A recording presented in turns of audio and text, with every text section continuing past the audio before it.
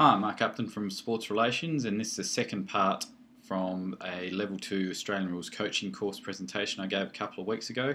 The first part is on the blog already and was concerned with coach development and their learning process and a few strategies and tools that they can implement in their learning journey. And so today's second part is going to be more focused on player learning or skill acquisition principles and how they can apply. And we're using a case study from a Good Soccer or Football article to explain some of those principles. So some of the things that were covered were these, and I'll give you these so that if you want to look them up and do some more searching and find out more about any of these principles, you certainly can do that. So we'll give an overview today, but feel free to explore them further and understand them as a coach. So the first thing we looked at, which is really important, is actually what learning is, and there's a definition there. So the idea being that for a long time we probably thought that certainly once you get to adulthood, perhaps that the brain was fixed or it didn't grow anymore, but we know now that the brain is constantly rewiring itself based on the experiences and the environment that you live in or are exposed to on a day-to-day basis. So the other thing we know is the brain can actually continue to grow in size, and there's obviously optimal periods in terms of being a youth or younger person where that is more likely to happen, or the brain's more plastic, but it can continue to happen throughout life. And a famous study done a few years ago on people studying to become London cab drivers, where they have to memorise basically the 25,000 odd streets of London and pretty much know it off by heart, and that the process to study and then pass the test is a 3 to 4 year one. And they found that at the end of that 3 to 4 year journey, the ones who end up passing the test, meaning they've actually learnt quite a considerable amount of knowledge, their brains physically were bigger. So a specific area of their brain had actually got bigger compared to 3 or 4 years ago. So just a good case study of what learning is and how the brain actually can rewire and grow as a result of the experiences you have. So the first skill acquisition principle, before we'll get into some game-based type examples, but the first one we went through was you won't always be able to play mini games, small-sided games, game sense type training. Often you are doing more skill type drills to work on just one skill, and say that's kicking or passing in any team sport.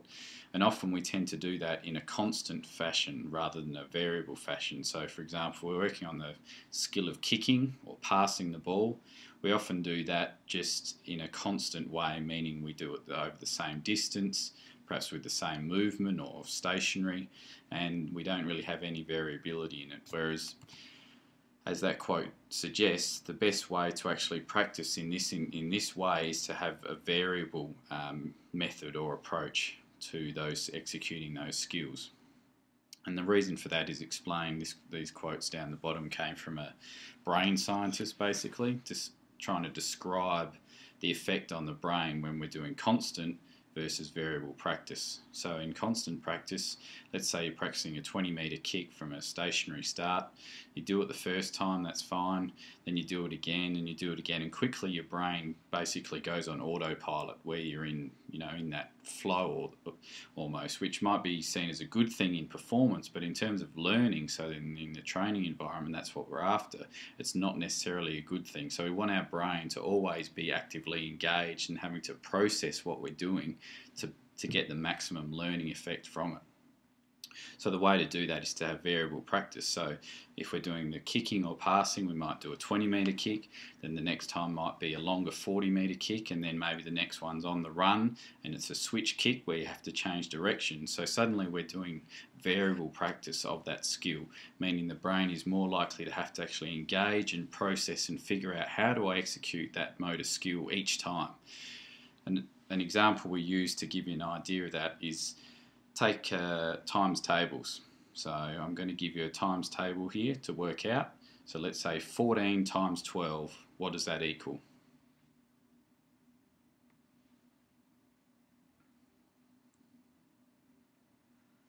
So hopefully by now you've worked out that the answer was 168, but no doubt your brain actually had to process and think about that a bit. Now I'm going to give you another times table. What's 14 times 12? You probably came to the answer quicker. What's 14 times 12? 14 times 12. Okay, so now you're working it out really quickly, but without your brain having to process. So you're not actually really learning anymore.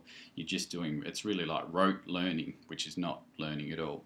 So that's an example of how it works with skills. The first time you had to do that equation, your brain's really having to work hard to figure it out, and that's where the maximum learning benefit lies. But as soon as we repeat that exact same equation, the brain's now on autopilot and it's just spitting out the answer automatically. So that's practice variability in terms of practicing just a single skill. And then what we had the coaches do with this course is I sent them a link to a good article about Milton Keynes, or Keynes, however it's pronounced, and their use of small-sided games to let their players how to learn and perform optimally in tight spaces. So the article was all about the small-sided games and how they were created to allow their players to learn to play in tight spaces and under pressure and still make good decisions, good first touches.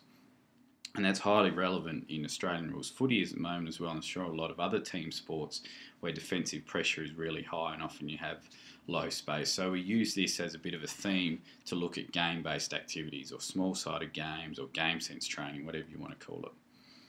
And of course, probably the most famous and successful team in the world at present, although they've had a couple of results go against them against Real Madrid, is Barcelona and their passing game and the skill that they show in doing that, and probably taking the game of soccer to a new level with that approach.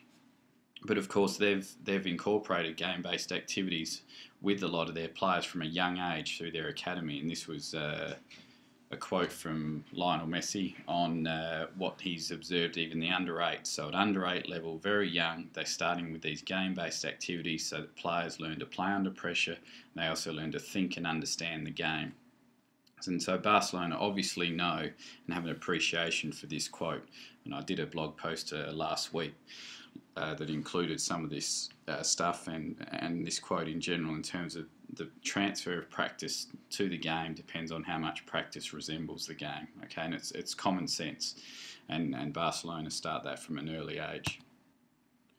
So a lot of the challenges with game-based activities is not actually with the players and their enthusiasm for it, but it's often the coaches.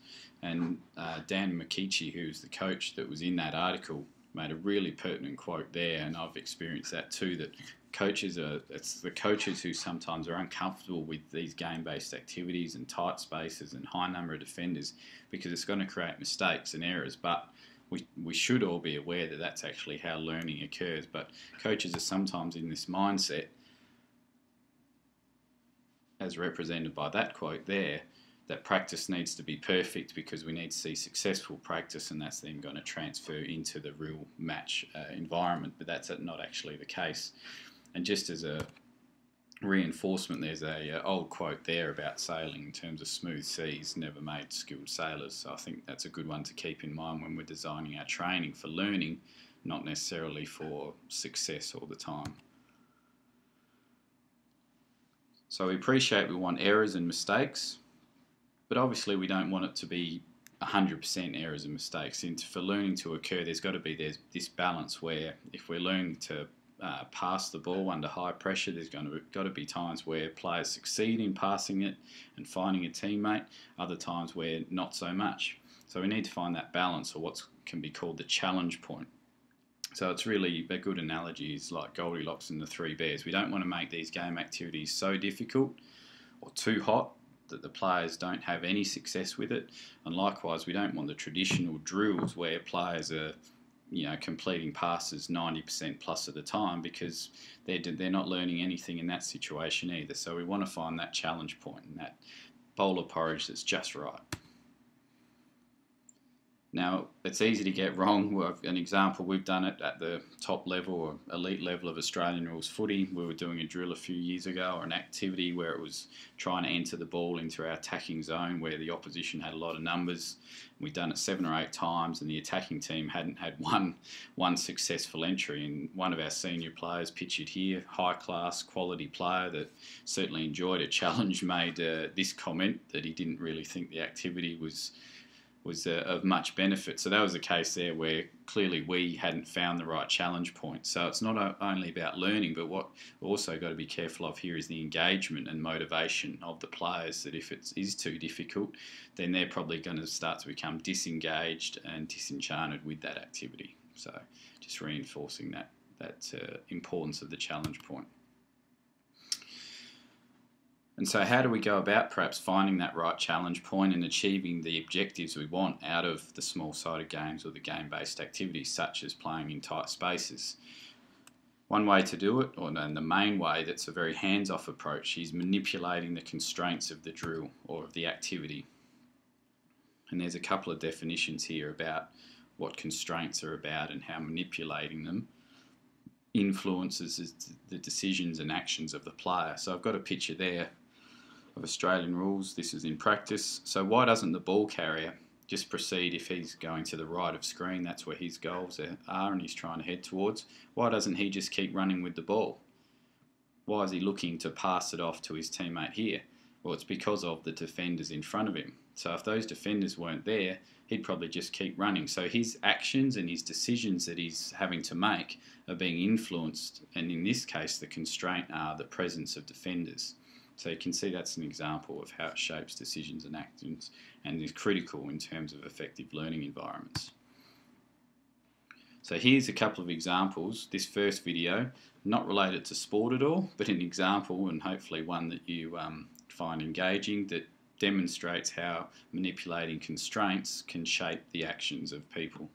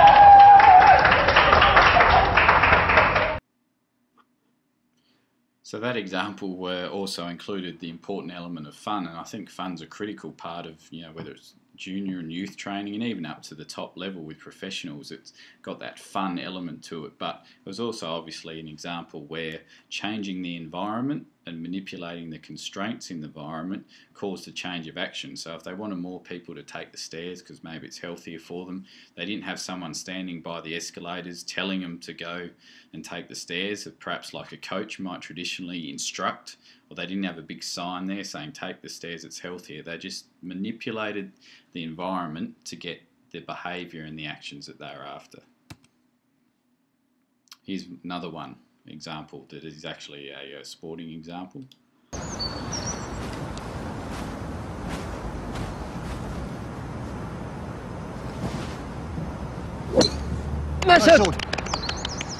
課長のフォームって妙にコンパクトですよね。だな。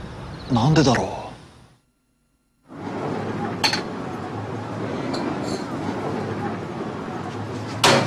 ああ、いった。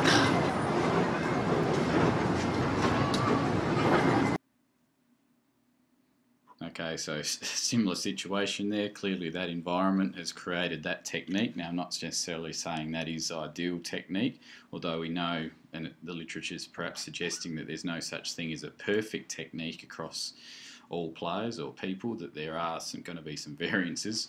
That's maybe a bit too varied and a bit too out there, but again, an example.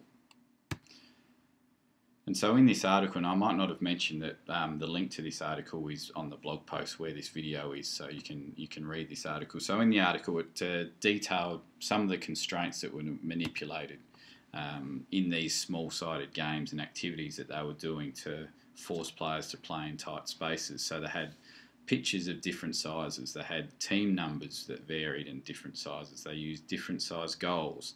They used cones to make certain areas, again, that compress the field even further. Last two are interesting ones. They actually allowed some of their players and young boys to play against older opponents. So perhaps again on that challenge point, if they're succeeding and achieving and developing, is then they put them up and actually having to play against more difficult opponents and also against different strengths and abilities. So again, you're forming more adaptable players. Maybe they're stronger or faster, which means you have to find different solutions to the same problem. So they're all examples of manipulating some of the constraints in those game-based activities. And the outcomes that were quoted in the article, so what actually happened? So what behaviours emerged or were shaped by doing that? And there's some of them there in terms of the game being sped up, needing to think quicker and react faster, becoming more tired, so fatigue, and that's a factor in the real game, fatigue. So often it's important to have that in practice. So they're just some of the outcomes they achieved, and obviously they're the ones you'd be after if you're looking to play in tight spaces. And as I mentioned, so for AFL or Aussie rules, we're seeing a similar importance in being able to play under pressure in tight spaces. This graph is just how teams successfully or unsuccessfully in recent years move the ball in an unbroken chain from their back line, defensive area, through to their forward line. So in 2007, sort of 5 years ago, they did that 4 out of 10 times, but you can see that's gradually been declining till last season, or 2 years ago, where they were only able to do that about 2.5 times out of 10. So that's a significant drop over that sort of 5-year period. So clearly the defence and defensive systems and pressure on the ball carrier have been having a big impact. And so now, perhaps we've seen it levelling off a bit last year. The question is now, will it rise again? Are players learning to adapt, and is training at the elite level perhaps giving the opportunity to learn to play in these tighter spaces and raise their skill level under pressure? Time will tell. And the team that won the premiership or the championship last year were the Sydney Swans, and they were clearly aware of this. This is where their coach this year talking about what they did last season when they did win the premiership, and being fully aware of the importance of training under that pressure so that they could perform on match days in that situation. And so just if we finished it, or we didn't get to this but finishing as an example in Aussie rules again to try and mimic this playing in tight spaces, an example of an activity. So here we go, we've got a player on the outside, starts with the ball, he feeds it into a 4-on-3, and the idea for the 4 attackers are to get out of this or away from these defenders to a point where they can clearly deliver the ball to either attacker who might be 30 metres away. So it's being able to play out of this tight space under pressure to have the time and space to effectively hit one of these targets 30 metres down the field. So what can we do? We start that way. What can we do to manipulate constraints now, maybe to make it a bit harder or difficult as we go along? We could add a defender in, okay, in between. So it's now a 2-on-1. So when they get out of here, they've now got a 2-on-1 situation, which also brings more thinking in for these 2 attackers. Good practice also for the defender in a 1v2 situation. We could also bring the area in. So we've got a tighter area, less space to play in again to start with. Or we could leave the area the same and add extra attackers and defenders, maybe make it even numbers, or now a 5-on-4 instead of a 4-on-3. We could mix the scenario up a bit. So rather than just being fed in and rolled in on the ground from close, maybe it's now kicked in from this defender, kicked up in the air. So a mark might be taken by the attackers, or again it might come to ground and they've got to work it away from that situation. So a different scenario to start the activity. You might get it that everyone has to run or stride 40 metres and back again before they can start the drill. So we introduce that fatigue aspect, and then being able to execute or defend even under some more fatigue. You might go as far as wetting the field or putting the balls in water, so you've got wet slippery balls, another constraint. You might make it so that it's non-preferred handball, or you might add some more incentives, add the competitiveness to it, or add a bit of pressure in terms of winners get something or losers have to do something. So they're all just ways you can manipulate the constraints to adjust the challenge point in the drill, and at times also adjust the behaviour or the outcomes you get from the players in solving that problem. So that was all we went through in terms of skill acquisition stuff. The next video we'll go through will be about evaluating performance and ways you can do that.